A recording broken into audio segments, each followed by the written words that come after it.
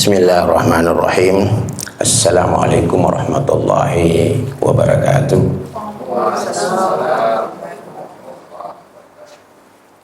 Alhamdulillah, alhamdulillahilladzi farada as-siyama fi syahr Ramadan.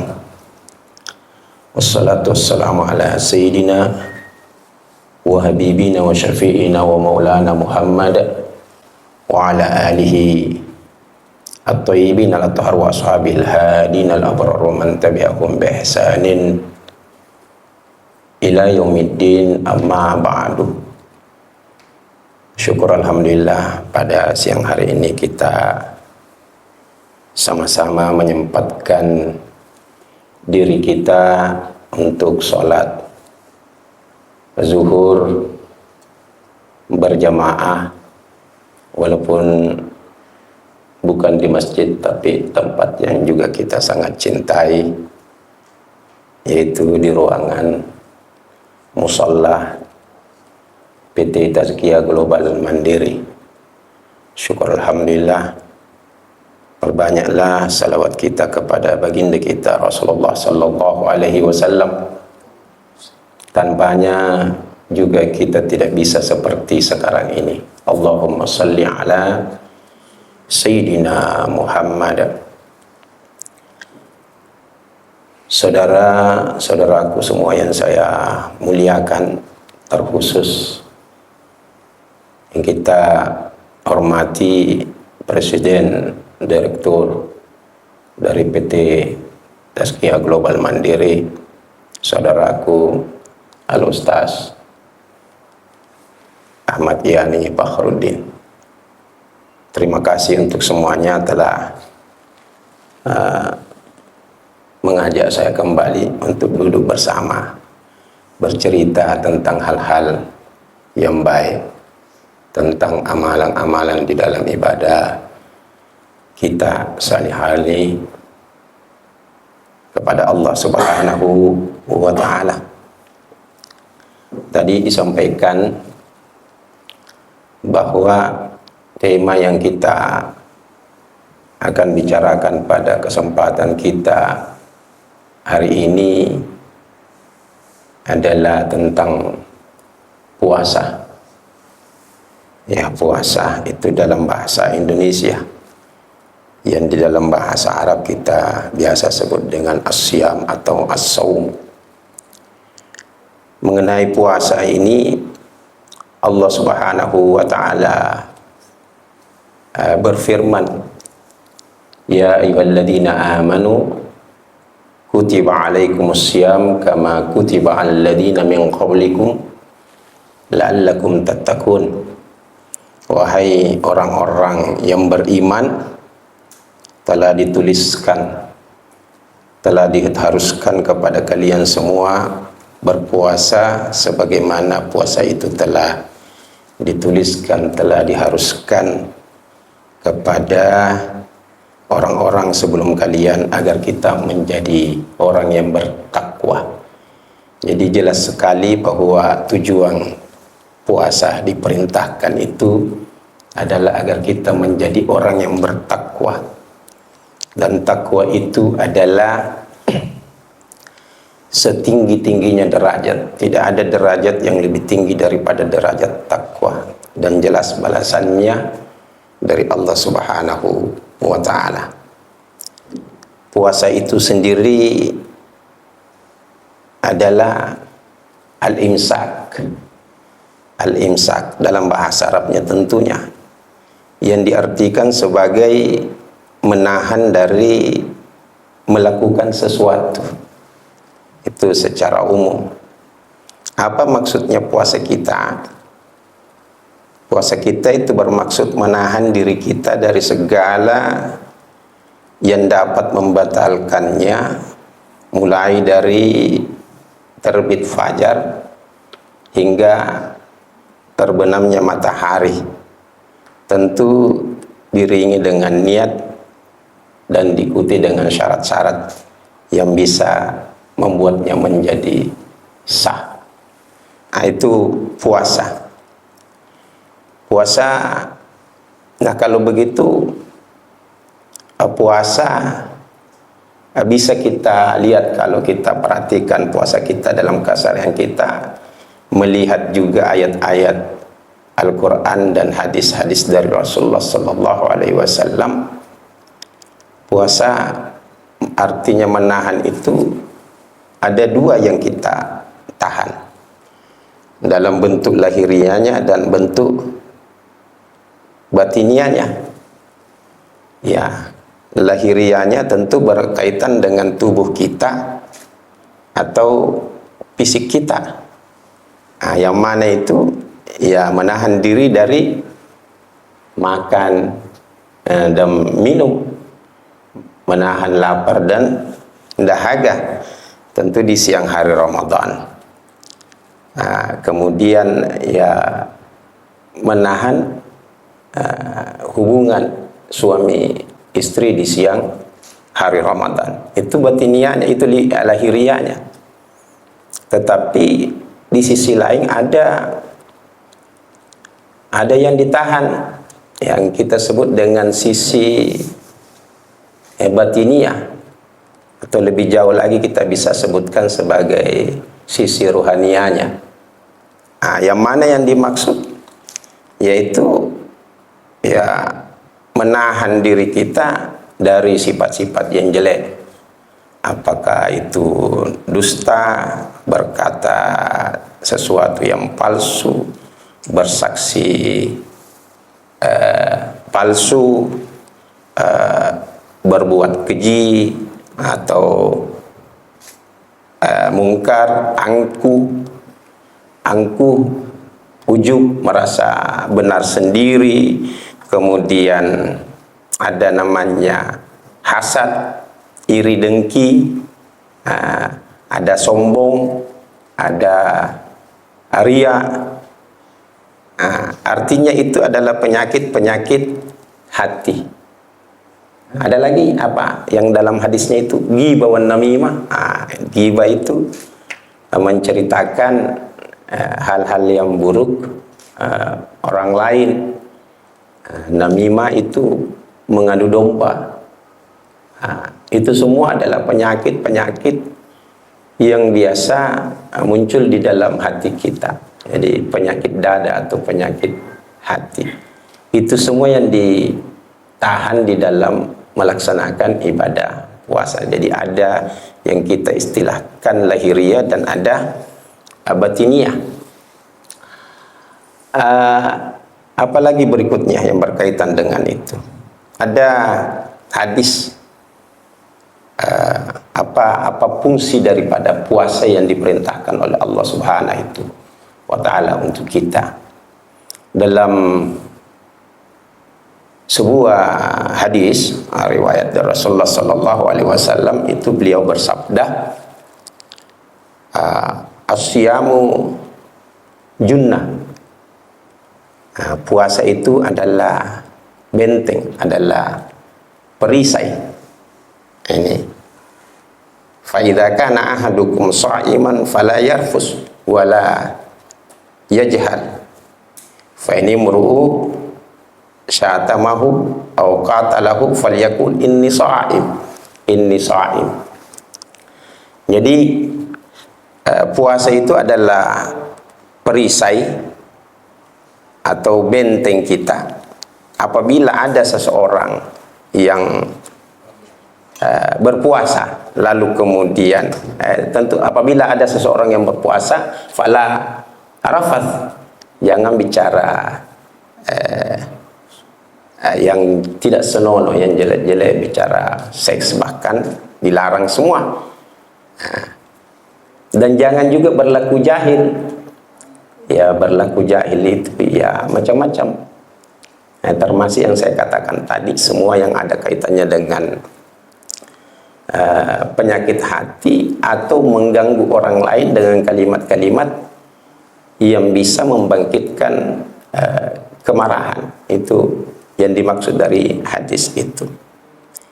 Dan jika apabila ada orang yang memaksa kita untuk melakukan satu kesalahan yang tidak baik tadi, atau bahkan mengajak kita untuk berbicara hingga membuat pertengkaran, maka katakanlah ini saim, saya berpuasa. Kan biasa itu di dalam kehidupan kita sehari-hari tau. Kadang-kadang kita cerita-cerita ya mungkin ya kurang benar, tentu kita bilang jangan kau lanjutkan itu puasa ke ini kau. Nah, memang itu ada hadisnya dari Rasulullah sallallahu alaihi wasallam. Katakan ini shaim. Jadi apa saja yang mengantar kepada, yang bisa mengantar kepada yang jelek-jelek tadi, yang bisa membatalkan puasa kita, katakan ini shaim. Insyaallah tentu kita biasa langsung berhenti kalau terjadi hal-hal semacam itu. Dalam sebuah hadis yang lain juga itu disebutkan, ala adulluka ala abwabil khair. Qultu ya Rasulullah, qala as-sawmu junnah was-sadaqatu tudfi'ul khati'a kama yudfi'ul ma' an-nara. Jadi Rasulullah pernah berkata kepada sahabatnya, apakah aku akan memberikan kamu, apakah kamu mau aku berikan suatu petunjuk kepada pintu-pintu kebaikan? Lalu kemudian dijawab, tentu ya Rasulullah. Rasulullah kemudian mengatakan, as-sawmu junnah, puasa itu adalah perisai atau benteng, dan sedekah itu menutupi kesalahan. Menutupi kesalahan sama seperti api, air yang menutupi air, yang mematikan api. Kalau dia menyala, kita siram air biasanya. Jadi apa maksudnya dari kata Nabi itu, dari hadis-hadis itu? Kalau kita melakukan puasa itu insya Allah akan menghalangi kita jatuh kepada kemaksiatan, akan menghalangi kita jatuh kepada maksiat. Jadi junnah di situ membentengi diri kita dari perbuatan-perbuatan yang keji tentunya, begitu juga yang munkar, menghindarkan kita dari perbuatan atau penyakit-penyakit yang biasa ditimbulkan oleh hati kita. Nah, itu yang dimaksud daripada hadis Rasulullah sallallahu alaihi wasallam tentang asyamu itu junnah. Bahkan di dalam sebuah hadis Rasulullah sallallahu alaihi wasallam juga bersabda, asyamu junnatu minan nar. Ya, kajunnati ahadikum minal qital. Puasa itu perisai kalian dari api neraka, sama seperti perisai yang membentengimu, yang mengamankanmu ketika kamu berperang. Jadi itulah puasa. Jadi kalau di dalam perintah agama, dalam rukun Islam itu kan jelas ada syahadat, itu jelas dasarnya, pondasinya. Kemudian salatnya itu adalah biasa kita sebut as-salatu imaduddin, tiangnya. Puasa itu dindingnya yang membatasi, yang menghalangi apapun dari luar, ya, yang memagar kita. Itulah perisainya. Kalau zakatnya kan kita biasa sebut sebagai pembersihnya. Jadi lengkap itu rukun Islam itu. Jadi kalau kita bisa melakukan itu dengan baik dan benar, insya Allah kita akan betul-betul terjaga dalam semua aktivitas kita. selalu menghambakan diri kita kepada Allah Subhanahu wa ta'ala. Jadi puasa adalah perisai. Jadi fungsinya puasa adalah sebagai penjaga kita, perisai kita. Lalu kemudian, apakah puasa, kalau kita masuk ranah pemikiran, apalagi ahli-ahli bicara ahli tasawuf, itu mungkin kita akan temukan itu, akan kita temukan tingkatan-tingkatan orang yang berpuasa. Ya, kenapa ada tingkatan-tingkatan orang yang berpuasa? Karena Nabi sendiri selalu menyebutkan itu, mengingatkan kita, kam min sha'imin laisa lahu min siyamihi illal ju'i wal ats. Betapa banyak orang yang berpuasa, tidak ada baginya puasanya itu kecuali lapar dan dahaga. Nah, itu jelas ada orang yang puasa ya hanya sebatas itu saja. Nah, di riwayat lain juga kan disebutkan laisa siyamu minal akli wasyarb innamas siyamu minal lagwi warrafath. Bukanlah puasa itu dari menahan diri dari makan dan minum saja, akan tetapi puasa itu menahan kita dari melakukan sesuatu yang berlebihan, melakukan hal-hal yang tidak senonoh, melakukan yang pasya dan sebagainya. Jadi makanya dalam sebuah kitabnya Ihya Ulumuddin, Al-Imam Ghazali menyebutkan bahwa sebenarnya puasa bagi kita umat Islam, hamba Allah itu ada 3 tingkatannya. Beliau menyebutkan bahwa ada tingkatan awam, yang orang awam. Yang mana itu yang dimaksud? Ialah orang yang berpuasa artinya menahan diri dari makan dan minum dan beberapa amalan yang dilarang yang ada di dalam syariat. Artinya dilakukan itu hanya sekedar terbebas dari kewajibannya, melaksanakan, hanya sekedar melaksanakan perintah. Lalu pembagian kedua menurut Imam Ghazali itu adalah khawasul awam, jadi orang yang lebih khusus. Orang ini ya tentu telah melaksanakan puasanya dengan lebih benar. Kalau yang pertama mungkin kita nilai, istilahnya apa bahasa Inggrisnya, baik, good, ya, good. Kalau yang kedua ini kita nilai dengan very good, karena sudah mampu tidak hanya lapar dan dahaga saja yang ditahan, tapi semua hawa nafsunya juga sudah mampu ditahannya. Nah, yang disebutkan tadi, iri, dengki, hasud, apa semua, banyak ngomong yang tidak berguna, semua sudah mampu ditahan. Artinya kelas ini luar biasa, bagusnya. Ya. Lalu menurut Imam Al-Ghazali, tingkatan yang ketiga, ini akhasul awam, orang yang lebih khusus lagi, lebih khusus dari yang khusus tadi. Ya, kalau kita mau nilai apa, excellent, ya, mumtaz. Nah, inilah.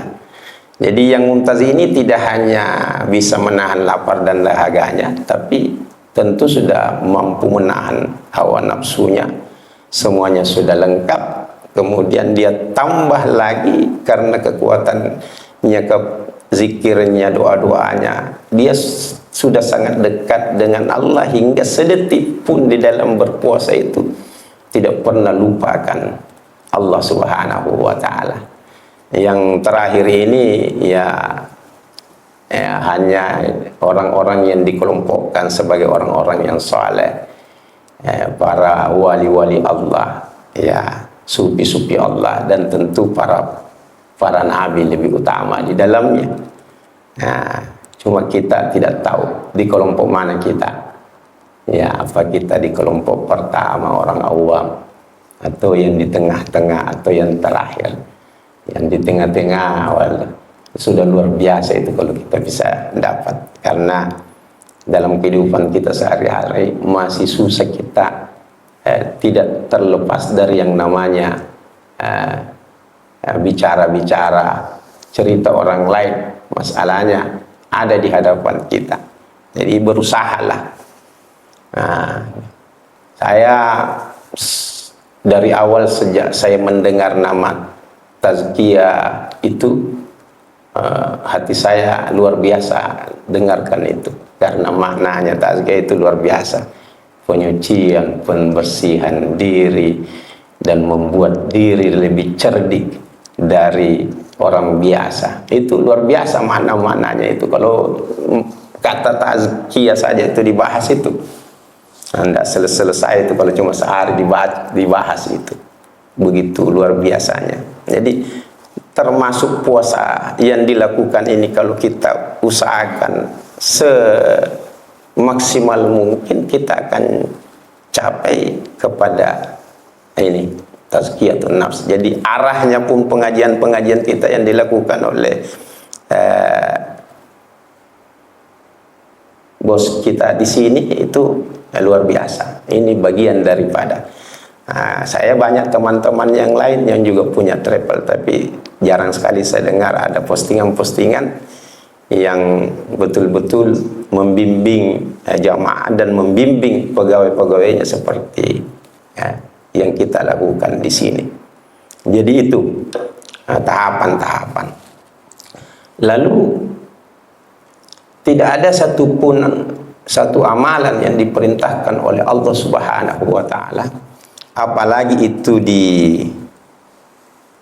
diwajibkan bagi kita, kecuali ada tujuannya. Tujuan utamanya tadi jelas, la'allakum tattaqun. Sekira ujung-ujungnya semua amalan kita itu bagaimana supaya kita menjadi orang yang bertakwa kepada Allah Subhanahu wa Ta'ala, betul-betul